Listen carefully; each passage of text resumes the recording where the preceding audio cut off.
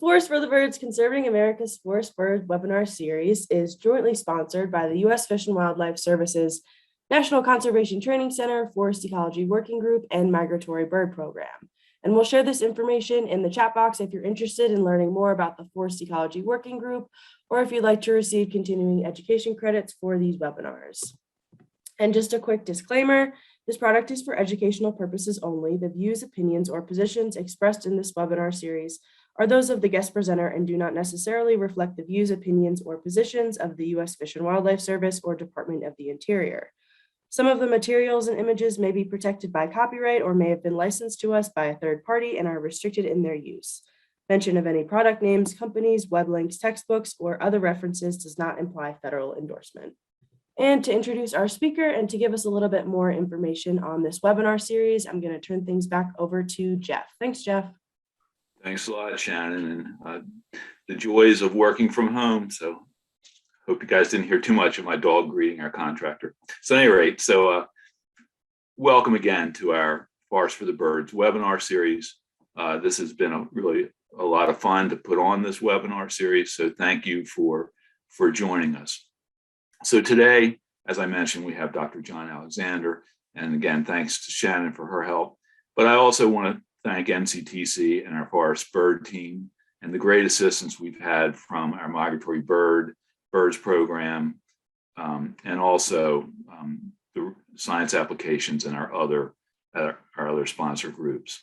So just want to also mention, if you have questions about this webinar series for our Forest Ecology Working Group, you can contact me. And if you have questions about continuing education credits, you can contact Jim Siegel. Both our information is on the flyers that are sent in. So before I introduce John, I just want to mention a few more things. Shannon mentioned we're going to stop in the middle of John's presentation to take questions. So again, you might, if you have questions, you can begin to put those in the chat as soon as you have them, and we'll pick them up in the middle and then again at the end. And finally, I also want to run a quick commercial for our 12th and final webinar, which is going to be on February 15th. Again, that'll be the 12th in our 12-part program. And it's going to be the Road to Forest Bird Recovery with Dr. Bill Uline. And so now to introduce Dr. John Alexander. Dr. John Alexander is a co-founder and executive director of Klamath Bird Observatory. John has been working to integrate bird conservation with natural resource management in the Pacific Northwest since 1992. He is focused on applying bird conservation science as a tool for advancing ecosystem conservation regionally, nationally, and internationally. So now, John, tell us a little bit about the effects of forest management on bird population. And again, thank you for joining us.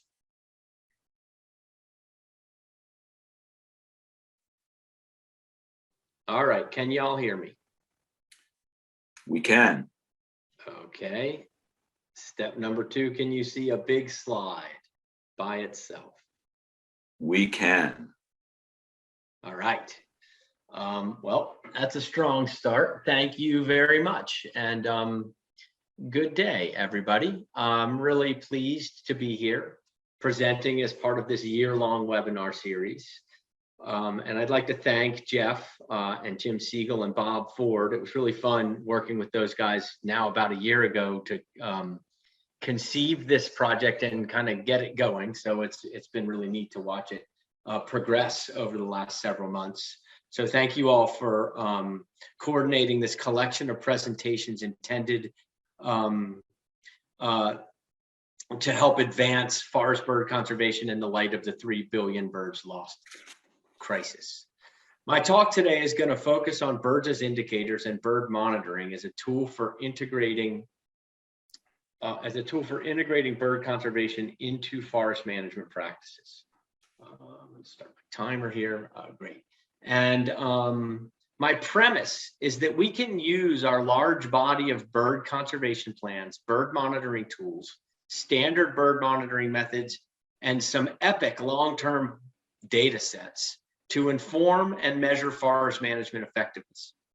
And we can integrate forest bird conservation needs into broad-scaled efforts to restore forests as an opportunity to bring back billions of the birds that we've lost. So I'll provide After the presentation to the folks for the recording and the website, an annotated version of this presentation to increase accessibility. And please note that all of the citations I include will be listed in the slide annotations. The basis of our webinar series is the 2019 Rosenberg et al. Paper that was published in the journal Science. The paper documents that since 1970, we have lost nearly 1 out of every 4 birds in the United States and Canada. And the study notes that as indicators of environmental health, birds are signaling that natural systems across North America are now being so severely impacted by human activities that they are no longer even able to support our most common birds. While this paper reveals broad-scale losses that are signaling a widespread ecological crisis, the authors did emphasize the story is not over. There are so many ways to help save birds. Birds are telling us we must act now to ensure that the planet can sustain wildlife and people. And the study demonstrates that it can be done. This groundbreaking paper documents promising rebounds resulting from galvanized human efforts, including the recovery of waterfowl over the past 50 years. Another example, the remarkable recovery of the bald eagle and other birds of prey. The science was clear. The widespread application of DDT was causing populations, wide-scale population declines of bald eagles and peregrine falcons. But the science wasn't enough. It wasn't until Rachel Carson in her groundbreaking book, Silent Spring, brought the public attention to the environmental consequences of pesticides. And we then passed laws because there was interest and public interest. And we invested in efforts that were needed to recover these magnificent species. So the big question moving forward is, how do we replicate these success stories for other birds? Science and awareness. So the bird conservation community is rethinking our approach, and we have developed 5 new interrelated game-changing paradigms that we want to put forth to bring back the billions of birds that we have lost. The North American Bird Conservation Initiative is rallying behind these paradigms as a framework for mainstreaming bird conservation. And they include building an unprecedented coalition to address the bird crisis, advancing road to recovery science to identify the specific cause of bird population declines, and specifically of our most at-risk species, implementing a new generation of conservation investment strategies or business conservation plans that serve as roadmaps for population recovery and the full cycle, life cycle conservation of our shared birds, developing a bold new legislative agenda, and voicing a unified message about bringing back billions of birds. So today I want to focus on the science that is fueling this new paradigm, our work to implement the Partners in Flight Continental Bird Conservation Plan, and our mission to keep common birds common and reverse the declines of our most at-risk species. In the Partners in Flight North American Land Bird Conservation Plan, PIF outlines our science-based approach that can serve as a catalyst for improving ecosystem management on public lands. With greater than 50% of our Western forest birds in decline, there is an opportunity to do broad-scale conservation to turn these declines around for both common birds and at-risk species. A majority of Western forest birds occur on Western forest lands and on public lands in the West, including U.S. Forest Service and BLM Bureau of Land Management lands, who have a tremendous stewardship responsibilities for these declining species. With significant public and political attention focused on climate change and wildfire issues in Western forests, millions of dollars are being invested in forest restoration issues. This presents an unprecedented opportunity to scale up Western forest bird conservation efforts to ensure that these investments pay off for birds through measurable responses in our declining Western species. So we are doing this by integrating the Partners in Flight multi-species science-based approach into the prevailing natural resource management paradigms. While called different things, the management paradigms consistently include ecosystem management, strategic habitat and conservation, and adaptive management, all different representations of a science-driven management feedback loop. This science-driven process has monitoring at the core. However, historically, in the implementation of these processes or these frameworks, too often monitoring has been left as an afterthought. So we're working to demonstrate that monitoring birds as indicators is a cost-effective and scientifically robust solution to this problem, and trying to use existing bird monitoring to front load the process with measurable information, so monitoring no longer is the afterthought. PIF science-based approach is built on standardized multi-species bird monitoring.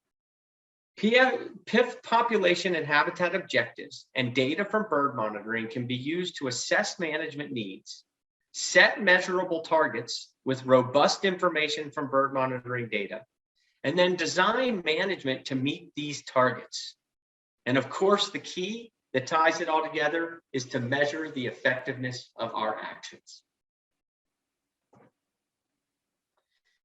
In the Pacific Western United States, we have wall-to-wall bird habitat conservation plans that take a focal species approach. These plans are based on a strategy for achieving functioning ecosystems for land birds. And this is described through the habitat requirements of focal species. Our approach suggests that by managing for a suite of species that are representative of important habitat components in a functioning ecosystem, including coniferous forests, oak woodlands, and riparian forest ecosystems that I'll talk about today, many elements of biodiversity will also be conserved. Our focal species include both at-risk species as well as more common species, all of which were selected based on their degree of association with important habitat attributes in Western forest ecosystems. So what I want to do today is provide examples from our work at the Klamath Bird Observatory. We use standard bird monitoring methods and Partners in Flight focal species approaches to measure the effectiveness of forest management practices on birds. And using birds as indicators, we collaborate to evaluate the effectiveness of forest ecosystem restoration efforts. First, a quick intro to the Klamath Bird Observatory. Emphasizing high caliber science, the role of birds as indicators, Klamath Bird Observatory informs and improves sustainable natural resource management through our mission to advance bird and habitat conservation.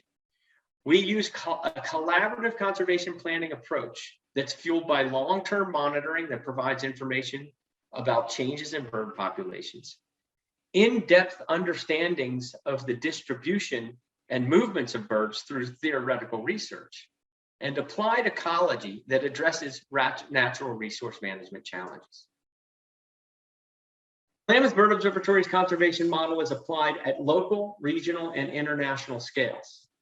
Today, I'm mostly going to talk about our ongoing science programs that inform conservation planning in the beautifully rugged and wildlife-rich Klamath Siskiyou bioregion of Northern California and Southern Oregon.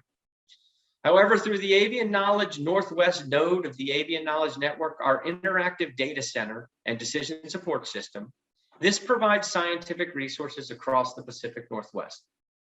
Plus, professional education and international capacity building expands our influence hemispherically with partner-driven programs that protect birds throughout their breeding, migrating, and wintering seasons. And we also recognize that conservation occurs across many fronts. And so we nurture an environmental ethic through community outreach and education. We work through the Avian Knowledge Northwest regional node of the Avian Knowledge Network. The Avian Knowledge Network visions a world where bird populations thrive through conservation management that's informed by a network of avian knowledge. And to accomplish our vision, the Avian Knowledge Network supports a network of people, data, and technology to improve bird conservation, management, and research across organizational boundaries and spatial scales. We operate as a sustainable partnership based on a model including nonprofit organizational fundraising, government cooperative agreements, and contributions of data and information, all coalescing in a diversified and cost share driven collaboration. The AKN and the Avian Knowledge Northwest node not only offers powerful data management and data delivery solutions, but it also serves as a data-rich decision support system for bird conservation. KBO works through the framework of the Conservation Investment Strategy for Western Forest Birds. This tri-national business conservation plan focuses on birds that breed in North America's Western forests and migrate to winter in the highlands of Western Mexico. This is one of the conservation investment strategies that falls within the game-changing paradigms I mentioned before. The new generation of conservation investment strategies will serve as our roadmaps for population recovery and full life cycle conservation. Our plan outlines strategies to reduce threats that birds face throughout their annual cycles. And this investment strategy serves as a tool for integrating conservation efforts, facilitating the stepping down of strategies to on-the-ground threat reduction actions. And I'm going to provide an example of how this broad plan does that in the oak woodlands of our region. And then pull up information across conservation efforts, especially if we have good monitoring data, to ensure cross-project learning and adaptive progress towards meeting the goal of stopping and reversing pervasive bird population decline. Our tri-national team that developed this plan ranked the most pressing threats that our shared birds face, along with the human-driven contributing factors that affect bird populations and habitat targets. The rest of the talk, I want to show how we are using science that is fueled by data from the Avian Knowledge Network to inform and then implement specific strategies from the Western Birds Plan. I will highlight efforts to address 3 of the highest ranked threats through our regional conservation planning efforts in the Klamath Siskiyou bioregion of Southern Oregon and Northern California. And these threats are the suppression of naturally occurring wildfire and anthropogenic fire use practices, unsustainable grazing, and issues associated with dams and water management. And these listed here are the conservation strategies from the Western Bird Conservation Plans that we are implementing in Oregon, California by applying the Partners in Flight Focal Species approach within regional conservation planning and implementation initiatives. Let's start by looking at how some of our long-term bird monitoring data has informed our understanding of bird habitat relationships, and in turn, dynamics of disturbance and succession in Western forests. The power we have lies in our use of suites of species as multiple species indicators of important habitat attributes. On this slide, I outlined quantitative habitat objectives that are associated with population objectives that relate to our focal species. On the left axis, you see a measure of structure relating to successional stages, from young saplings to young stands, growing into mature stands, and eventually emerging into old growth and mature forests. And then across the top of this illustration, you see different habitat attributes that are important in these forests. In old forests, large snags, large trees, deciduous understories, multi-level layered approaches. And in our younger habitats, important attributes associated with things like deciduous trees. And then you can see throughout this two-dimensional visualization, suites of species that include the focal species that's most relevant to the seral stage and the habitat condition. You see the species that are priority species in those areas, and then you see the suites of species that all serve as indicators of those given attributes. And what's really important about this is that we're not just using one species that might be affected by different scenarios throughout its life cycle, but we're using several species as indicators of certain forest attributes, which really strengthens our ability to provide inference based on the response of birds to different management actions. Using focal species and their habitat attributes, we've developed a simple model that describes the disturbance and successional dynamics in terms that foresters and forest planners use to describe current and desired conditions in forest ecosystems. Simple measures of forest structure here on the y-axis shown as vegetation volume, and forest composition on the x-axis shown as a gradient between hardwood versus conifer-dominated systems to the right, and their interactive structure and the interactions of these structural and compositional frameworks can be used to predict bird occurrence across space and time, and also be used to understand and to think about the dynamics of forests in the West, dynamics associated with natural disturbance regimes and natural patterns of succession. So this red arrow represents that cycle. You can imagine an old growth or an older conifer-dominated forest system that regularly burned in this area. Where I look outside of my window, our forests burned every 10 to 25 years in a mixed severity regime before we started to suppress fire.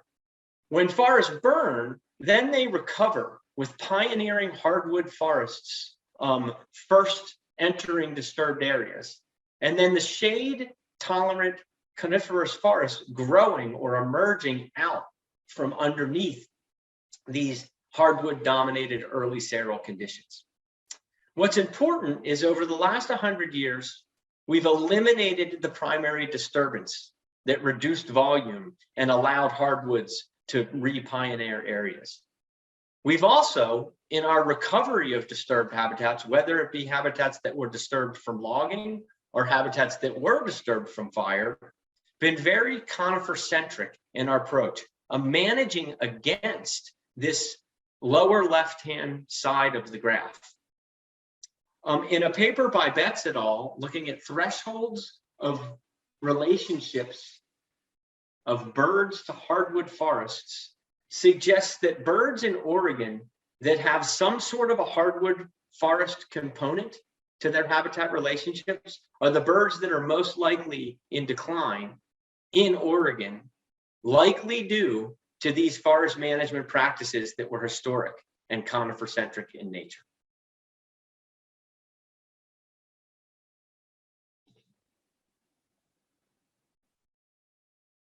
Consider this from a forest dynamic perspective and from a bird conservation perspective. On this slide are the suites of species that are associated with different areas of this graph. And so we can think about how management has affected these birds over the long run. And then as we try to recover our ecosystems, restore the fire regimes by putting out fires, we've put our forests at great risk of uncharacteristically hot fires that are now being exacerbated by these hot spells that we have as a result of climate change. And so we can use birds as indicators for understanding how to restore the natural dynamics of our forest ecosystems. So we were able to test these models using a before and after control impact study of a medium-sized mixed severity fire that burned over monitoring plots that we had previously sampled. After the disturbance, we used the combination of structure, a simple measure of structure measured on the ground, composition, a simple measure, percent hardwood, and their interaction to predict the species occurrence after multiple species occurrences after disturbance. In the first couple of years after a fire, as we expected, we did not have great predictive power. But 2 to 5 years after the fire, we were able to predict the presence and absence of species up to 70% of the time. So with this kind of information, we're beginning to use birds and our understanding of their habitat relationships to guide and measure the effectiveness of forest management. So in this example, we can take a look at this interactive effect. And in this case, we're looking at a black-headed grosbeak response. And you can look at the forest pre-disturbance on the left, A. On the y-axis, we have probability of occurrence. And then you can ask, if I'm to reduce the volume of my forest, how is a black-headed grosbeak going to respond? Well, if I reduce the forest focusing on conifer trees and favoring hardwoods, the probability of occurrence of the black-headed grosbeak is going to increase. In contrast, the same reduction in volume, but a reduction that involves removing hardwoods, we see an opposite effect on this species. So this interactive effect is really important. And then when we start to look at entire bird communities, we see the same interactive effect. Again, on this slide, we have vegetation volume on the left and on the y-axis. And on the x-axis, we have a conifer to broadleaf index. This is in the opposite direction as what I was showing you before. And so what this shows is that in a conifer-dominated system, if you reduce volume, you're going to reduce species diversity. But in a broadleaf-dominated system, you're going to increase species diversity. So this is the groundwork that we're using and the science and the results of our modeling to understand these dynamics of forests. And so I'll pause here, and then I'll get to some habitat relationships associated with spotted owls, move into some oak woodland examples and some riverine riparian examples. But I think this is a good place to stop and respond to some questions, Jeff. Hey, John, thanks. So this is pretty interesting stuff. And so while people are while people are putting some questions in the chat, I have just one quickly for you. You mentioned for your veg volume index that you had simple measures of structure and simple measures of composition. So I think you said for composition, it was basically percent hardwood. Can you explain a little more what it is for structure? Because we don't always collect understory structure in our in usual forest inventory data. Yeah, so in the example for the model I use, we are taking data that we're collecting using a releve method that's outlined in the Handbook for Monitoring Land Birds by Ralph et al. And what that allows us to do is structurally from the ground up, from the shrub layer up through the canopy, identify first very rough numbers of layers that are distinct numbers of layers in those habitats. And then ask what the cover is in each of those layers, and then use an index that adds those metrics up to create a measure of volume. So this measure of volume is bird specific in habitat data that we collect that are important to birds, but we're really trying to simplify it. And we don't want models that say, well, if you've got a little bit of ribes and some shrubs and this plant and that plant, and instead kind of narrow it down to this measure of vegetation volume. Vegetation volume has a correlative relationship, or it correlates with measures of basal area, canopy cover, other things like that, roughly, if you look at it very broadly across the entire spectrum of a very recently disturbed forest to an old growth forest. So that's kind of how that's being derived in this specific model.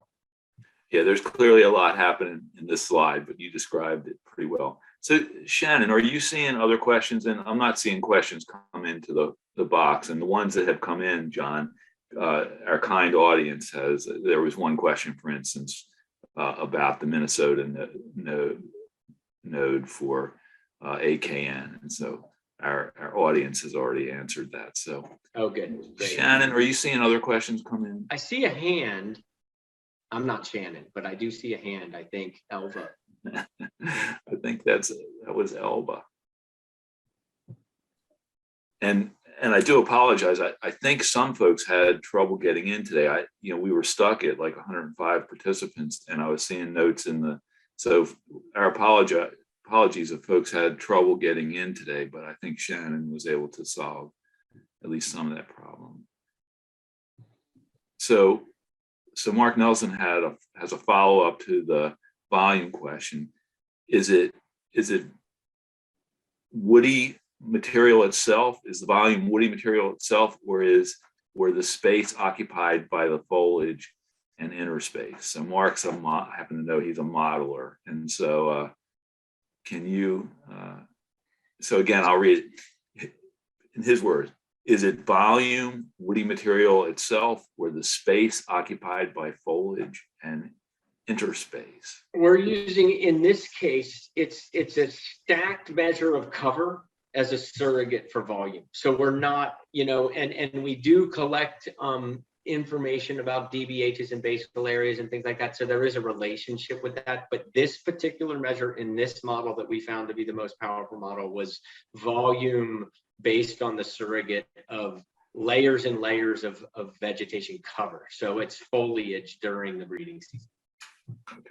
No, that's a pretty good answer. And I'll just follow on to that a little bit. So it sounds like, although the Forest Inventory and Analysis, the National U.S. Forest Service program, in some cases does collect some shrub data and it does collect layers, can that be used as a surrogate for releve, or have you?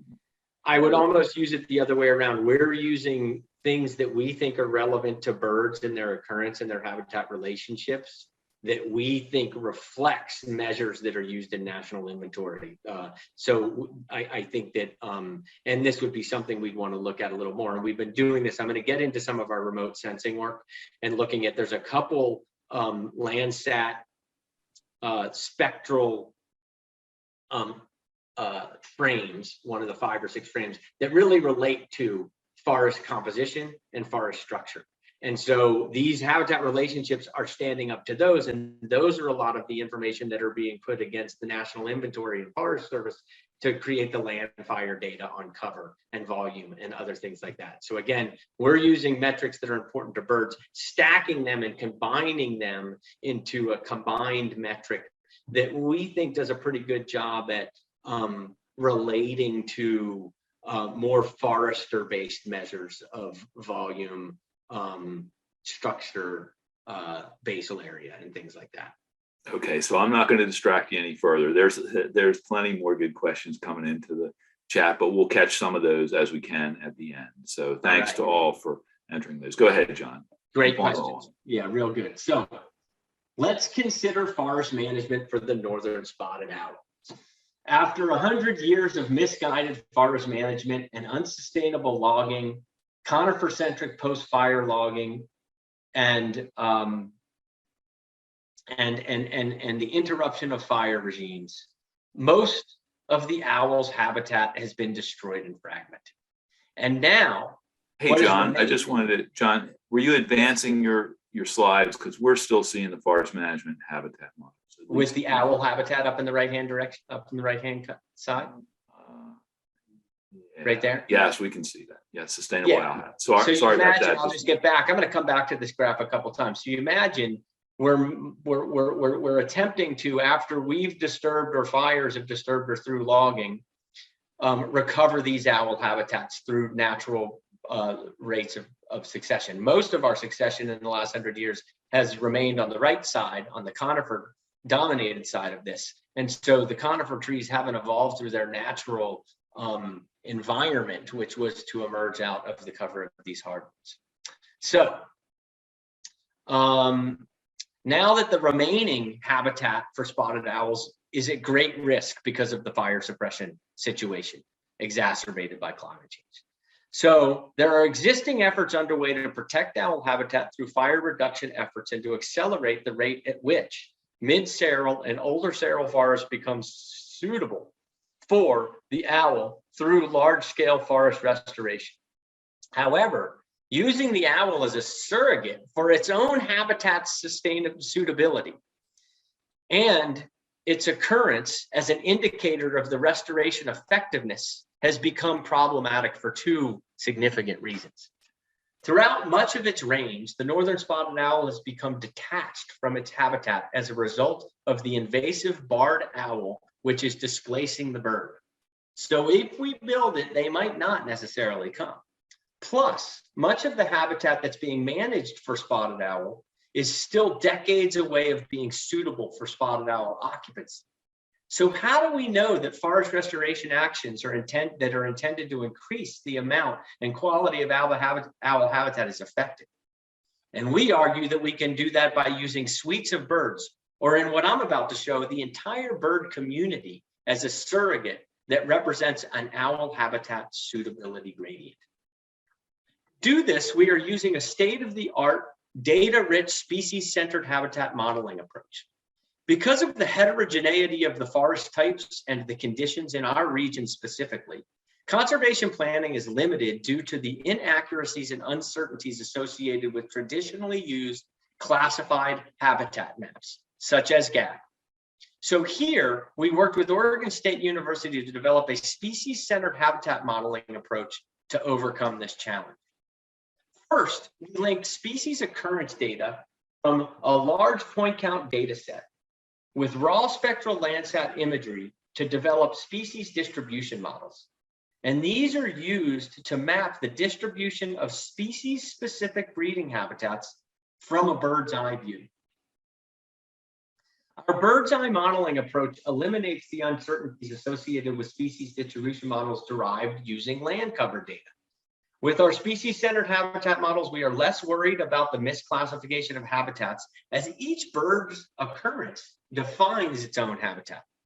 And this allows our models to account for fine-scaled habitat features that are represented in the raw spectral data, features not accounted for in land-covered derived models. Also, our approach accounts for annual variation in vegetation structure and composition. So what we did was we took these distribution models and we considered two owl hat suitability models that were put forth by the Fish and Wildlife Service in the recovery plan. One to the left on this map, west of the Cascades, shows the very diverse Klamath Mountains ecoregion, a Douglas fir hardwood dominated system. And the one to the right is a very different spotted owl, northern spotted owl habitat represented by east side pine dominated habitats. We wanted to use these different habitats to see if bird communities represented the gradient of habitat suitability, even where bird communities are significantly different. How does the bird community tell us, and what does it tell us about spotted owl habitat suitability? So one of the things we want to do is look back at the original illustration that shows successional stages on the left and important habitat characteristics across the top, and take a look at our old growth and late sterile associated focal species highlighted in blue and yellow here. So we took our models and we independently and randomly sampled our models for each of the species that you see as dots here. So a good number of species. Where are the birds on the landscape? And then at that point, at each of those points that we sampled, not the points on this map, but points in space, we asked, what's the habitat suitability? And we separated in this graph the suitability in bins. So independent of our bird distributions is the habitat suitability as defined by the Fish and Wildlife Service. And what you can see is a clear pattern. So this pattern that we see associated with axis 1 and 2, if you imagine this covered with dots that represent locations, dots that are closer to each other are more similar in community composition from a land bird perspective, and dots that are further apart are more dissimilar. And the dots that occur throughout this large red circle and green and blue, even these dots in the upper right-hand corner, represent low suitability for owl habitat. And then the dots that come closer in here represent high suitability in the blue and the dark brown for habitat suitability. So what this is showing us is the bird community, not considering whether owls are occurring there or not considering measures of habitat suitability in the ordination space, describes significantly habitat suitability for owls. So if we're taking an owl habitat that occurs, let's say out here, and we want to manage it so it becomes more suitable for forest habitats, we're not really convinced that the owls even going to occur for the first 30 years after management, and we're not convinced that the owl is going to occur there anyway because of the issues with the barred owl, birds, land bird communities can tell us whether our trajectory is going in the right direction. And if the trajectory is not going in the right direction, we consider the bird species that are drawing that trajectory away from what we're trying to achieve with regards to creating habitats that would be suitable for owls, whether they're there or not, and ask what's going wrong with that management. So that's somewhat theoretical. Now I'm going to get into some real specific examples of how we're applying these concepts to some real world management and monitoring opportunities. We worked on the Trinity River for many years in association with the Trinity River Restoration Program, a very broad scale project that was looking to restore flood regimes in a dammed river system, mostly for the benefit of anadromous fish. But we know that not only do anadromous fish need in water conditions that are important for them, but they also need above water conditions that are important to them that are associated with riparian habitats. And in this adaptive management progress, there was a lot of removal and then restoration of riparian habitats. So there was an important need to understand whether these riparian habitats were functioning above the water levels and growing back in a way we would expect them to.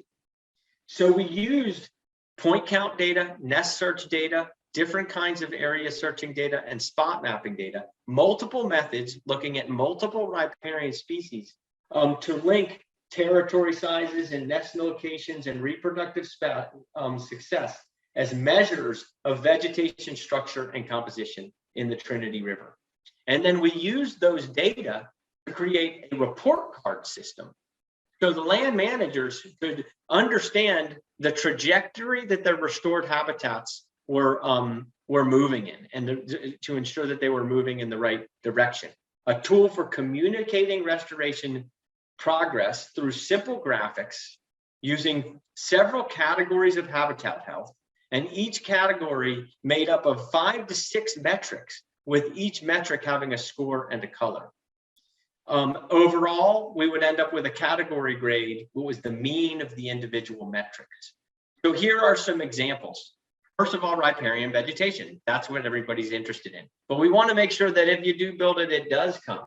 Are birds and riparian birds that are a significant conservation concern responding? Metrics from veg surveys at site-wide and random points. We looked at the mean of restored sites by the mean of reference sites to get percentage grades for our color scale. And we also considered invasive blackberries that were graded on an inverse scale to give an overall view, an overall score of an A, B, C, or D based on the recovery of the veg type. And then we wanted to see how that restoration was influencing birds of concern, riparian birds. So metrics for main stem point counts collected from 2002 to 2014, comparing trends in the program area to BB breeding bird survey trends for the Northern Pacific rainforest issues, with arrows showing the direction and the significance of Trinity River trends. So this is looking at overall population trends in the project area as a broad scale measure for restoration success. We also use territory density. We recognize that there's different pioneers. Song sparrows tend to come into some of these habitats first. When the habitats start to become more robust after restoration, we'll expect to see yellow-breasted chats and yellow warblers moving in. And then as strict structure really becomes complex, we'll see black-headed grosbeak and tree swallows coming in. And again, comparing the number of territories per hectare on restored sites as compared to the reference desired condition sites. So this is actual bird monitor data that we can go out there and collect over time, and then provide the managers with a report card of the effectiveness of not only their management, but also the effectiveness of being able to meet bird conservation objectives. Same goes with metrics from nest searching surveys, comparing percent in successful nests on restored sites versus reference sites and other restoration areas. And we did see, and we used parasitism as a measure too, that whether restoration areas had higher rates of parasitism in compared to the reference sites. So that's an example of what we're doing in riparian habitat. Now I'm going to close out with a full adaptive management look at our work in oak woodlands. So we've covered some of our foundation concepts, and we're going to jump into adaptive management planning, implementation, and monitoring, turning to oak ecosystems conservation efforts. To step down the Western Forest Bird Conservation Investment Strategy, we work with a group of conservation planners and practitioners, fire specialists, forest managers, and others representing public land management agencies, NGOs, tribes, and private stewards. This group developed the Strategic Conservation Plan for Klamath Siskiyou Oak Network. And this plan integrates threat reduction actions from the investment strategy to address one of the West's most pressing conservation issues, the loss and degradation or degradation of oak-related ecosystem types. The KSON plan covers an area characterized globally by globally significant biodiversity. And KBO focus in the KBO focus area of the Klamath Siskiyou bioregion of Northern California and Southern Oregon. Because of this diversity, the Klamath Siskiyou has been identified as an important climate refugia and therefore is an essential area for the conservation of Western oak-associated species, including birds. The region is highlighted on this map from the Partners in Flight plan that simply shows the diversity of at-risk Western forest bird species in the Pacific Northwest. As I've mentioned, we use the Partners in Flight focal species to serve as key ecological attributes describing and measuring current and desired oak ecosystem conditions. And again, these focal species include both at-risk and more common species. PIF's regional habitat conservation plans outline habitat-based conservation objectives for these focal species. And these focal species and their habitat objectives represent a variety of conditions needed to recover and sustain diverse Western bird populations and specifically oak-associated birds.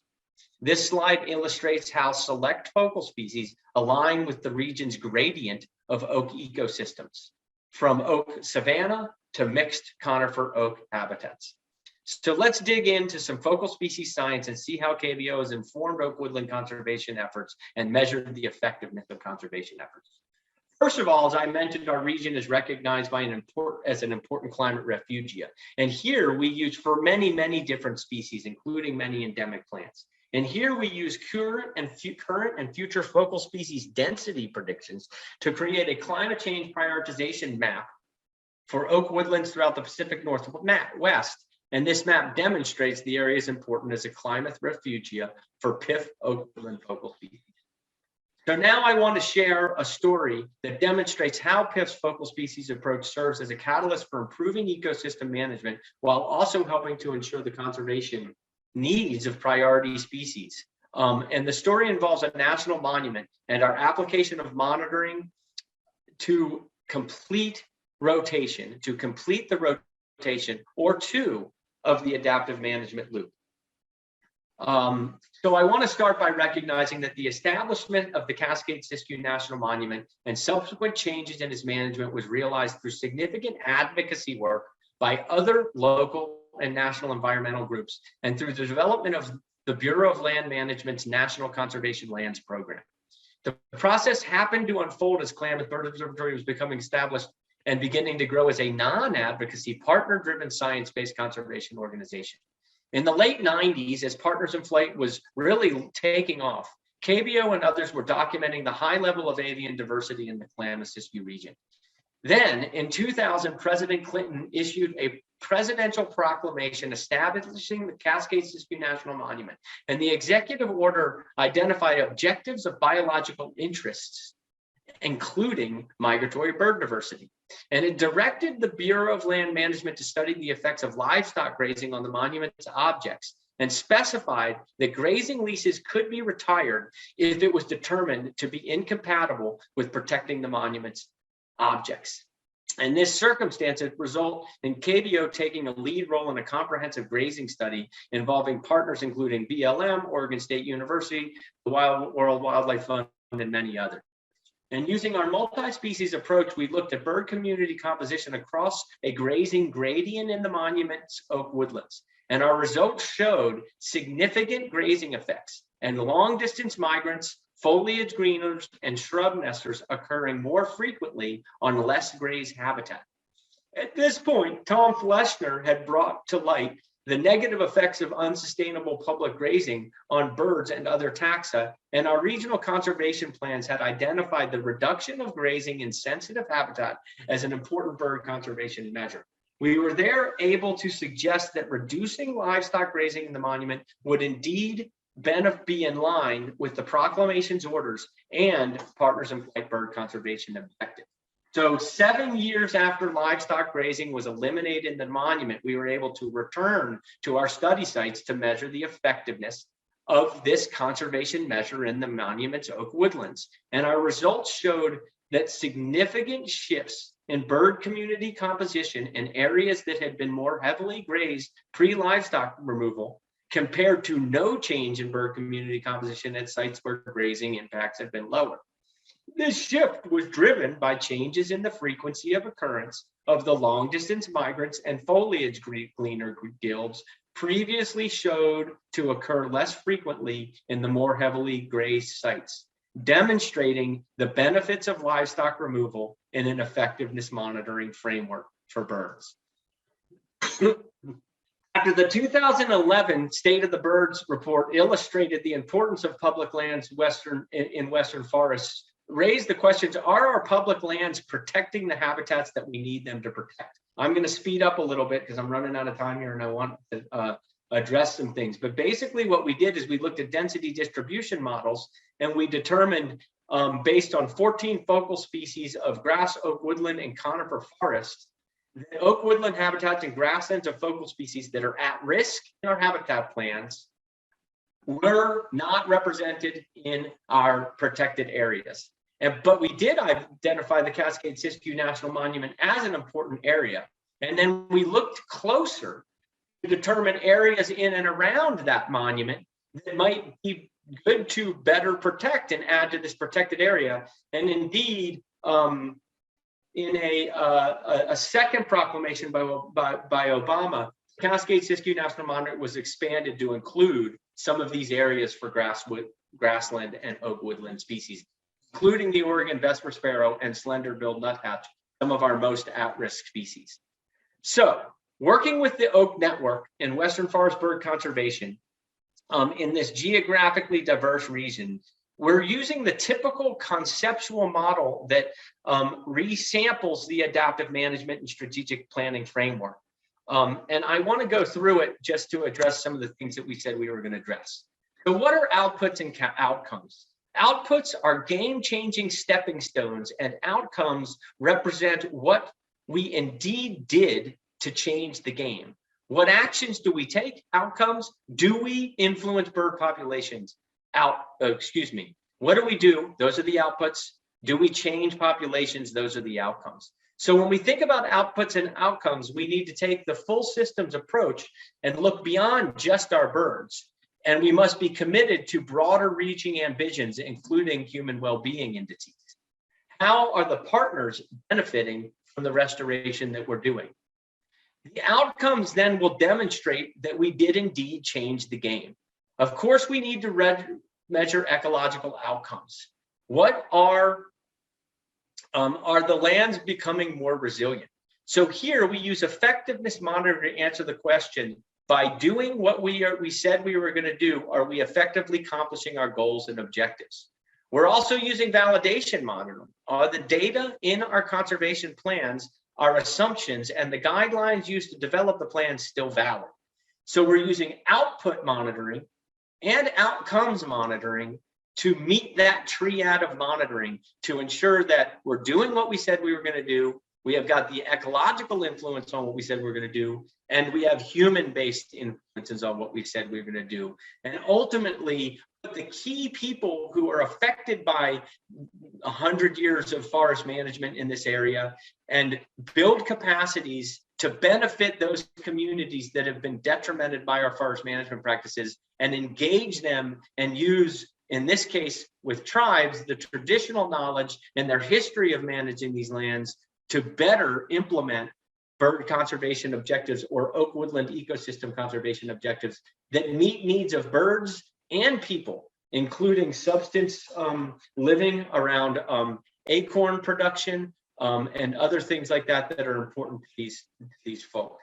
And so we've got this roadmap that we're using to integrate this kind of approach into forest collaborative to other aspects, where we're building on our groundwork, considering climate, using birds as indicators, addressing migratory bird conservation and issues through NEPA, developing prescriptions that both meet human-based management needs and bird-based management needs, predicting the response, monitoring and implementing, and then monitoring and assessing our outcomes to make sure that there's shared learning, using birds as core indicators, not only for the sake of bird conservation, but for our ability to do ecosystem management in our degraded forest ecosystems in the West. I'd like to acknowledge many of the authors that I've shared some of our publications through this presentation and reports and other things, and not a ton of time for questions, but I'll leave it at that. Wow, John, thanks. That was a great presentation. And again, I'm going to apologize to the folks that, so for whatever reason, John, after 100 folks joined, other folks were locked out for a bit. We got most of them back in, but I suspect we lost a few. So I'm not sure exactly what happened. Well, hopefully the recording will work and they'll be exactly. So anyway, so you covered just a ton of stuff. So if folks want to stay around for a couple more minutes, we'll go through a couple of questions. So if folks want to enter additional questions in the chat, we'll take a few. But you just covered a ton. You went from the Partners in Flight plans down through effectiveness of forest management and tracking that through the Avian Knowledge Network, and then you went to adaptive management through the strategic habitat conservation wheel, and then into the roadmap. So, man, you covered a ton of ground, and then you talked about how you were doing that on the ground. So there were still a lot of questions in there there were quite a number of questions about the indices you're using in the model, and you spent a lot of time on that. But Ron Toretta had a pretty complex question, and I'm going to just boil it down to a very general question, which means you won't be able to answer it. But still, basically, his question was, what is the bigger impact on your indices? Is it actually whether the species composition is coniferous or deciduous, or is it really more about the structure? And again, you talked about, down in the one corner of that particular graph, you had the chaparral and oak woodlands that we were losing. So if you want to just talk about it, what has the bigger impact, the composition or the structure? And I think, I think you can make a general comment about that. I mean, I think what's really interesting is in general across the bird community, it's all three. Though some models, some birds are more responding to the composition and others to the structure. What we're doing is we're now teasing these birds out. And I wanted to get into a decision support tool that we're just about to unveil online, where you can actually look at early seral forest birds. So in early seral forest birds, we know the structure's been reduced. We're looking at composition, and we're looking at some composition and structural variables in early seral forests to see whether there's a hardwood component. This is really important on industrial lands. Can we just tweak our management a little bit to include more hardwoods on the landscape, and what's going to be the benefit for rufous hummingbirds, Nashville warblers, and other species like that? We have similar indices that are associated with old growth forest birds. And again, the amount of hardwoods in the understory of an old growth forest condition is really important. But also, we've got these birds like brown creepers and pileated woodpeckers that are clearly responding to structural variables. So that's the strength of the multi-species approach. And then our understanding of the biology of the species is we can consider how those suites of species, either by counting them or modeling them, represent both characteristics of structure and composition. And again, it's incredibly important in the gradient of oak woodlands that we're working within as well. So it's a species-specific thing. That was a pretty good answer to that question. So thanks for that. And again, you covered just a ton.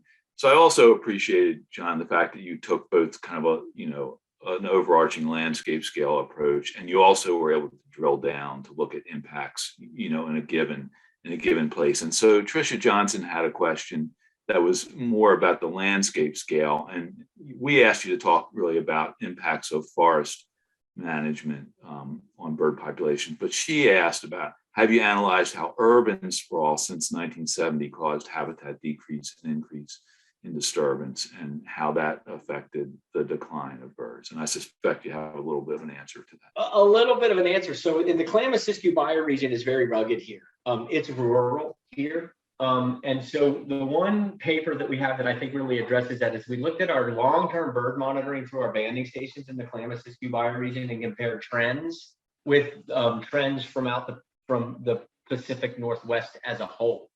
And if you look at trends from the breeding bird survey, many birds that are low elevation, oak woodland and riparian associated birds that occur in places like the Willamette Valley that are heavily urbanized because they're low elevation, they're either farmed or they're developed for housing.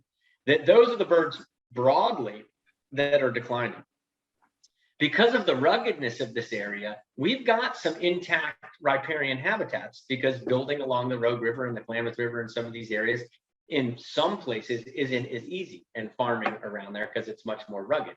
So what we see in our bird population trends in the region is that birds that are associated with these forest conditions that we've been managing against for 100 years are the ones that are showing the steepest decline, in contrast to other areas where those urban factors that we're asked about probably have a bigger impact on birds than they do this mountainous area here.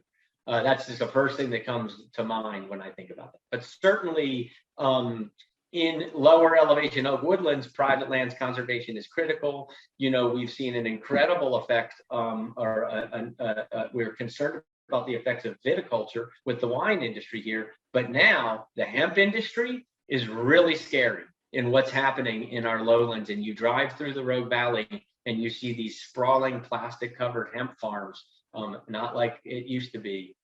That's really a concern that we really want to reach out to that industry and help work towards more sustainable solutions in these low elevation areas that are more at risk to human related disturbances such as either urban development or agricultural development. So that's great, John. So I'm gonna stop it there, and just to say, so again, there were quite a number of folks that got locked out for the first 7 to 10 minutes, and I'll just say that what John shared at that point, he was sharing kind of the big picture. He talked about the wall-to-wall partners in flight plans, how they cover everything, and then how they're working in between with the Avian Knowledge Network to monitor all that. And again, I'm simplifying in a big way. And then he talked about conservation investment strategies, and then he got into the actual tools we're using on the ground. So it was really a pretty comprehensive presentation. So John, I really appreciate that. And another thing I'll share is, go ahead. If you can share with me the text, I wasn't looking at the chat, but I'd be happy to try to respond to people directly on some questions if we didn't get to them. So John, that's appreciated. And that is something we have, as I think you've seen, we have been doing. We've been asking speakers to go through that, and then we can send it out to the whole group, as a whole, or you can, that's how we've been doing it. So Shannon will capture what's in the chat, but I just wanted to also share with folks, if you go now to our webinar gallery, only the first 6 recordings are up there of the 11 we've done so far. And so that's an issue with our 508 compliance for folks with disabilities. They changed how we're looking at that. So we're trying to find other ways to make those recordings available to you in the short term. So we'll be sending out, I think shortly in the next couple of weeks, ways to get to, so you guys can look at recordings that you want to see. So with that, I'll leave you the last word, John, but first a thank you. We really appreciate a great presentation. I just really appreciate it. I didn't even look at the number of people there. I'm glad I didn't. I probably would have started joking. But thank you all for attending. Somebody asked how you can learn more about Klamath Bird Observatory, klamathbird.org. Yeah, we're just really excited, and Partners in Flight. Please stay in touch, join the network, go to the Partners in Flight website and join the Conservation News blog and learn about all the wonderful stuff happening across the country. We're making great progress, and we've really got wonderful opportunities to step up bird conservation and meet this unprecedented crisis together. So thank you all for your interest and for participating. Yeah, I'm glad you caught that about the how to help the bird observatory. So great. John, thanks so much. And we'll be talking soon about how we share this stuff. Right on. Thank you. All right. Take care. Take care, everyone. And thanks for joining us. Sorry about the technical difficulties. It is the world we live in. Thank you.